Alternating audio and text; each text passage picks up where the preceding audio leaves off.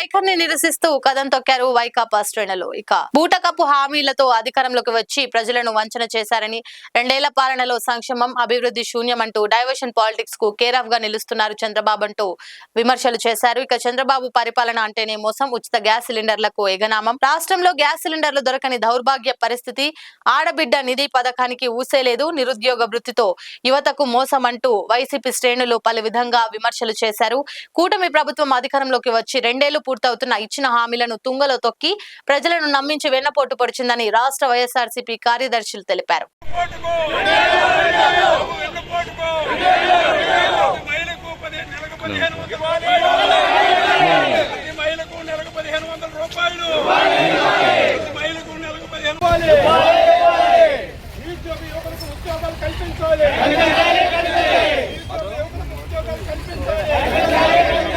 కొత్త పింఛన్లు మంజూరు చేయాలి, కొత్త పింఛన్లు మంజూరు చేయాలి, కొత్త పింఛన్లు మంజూరు చేయాలి.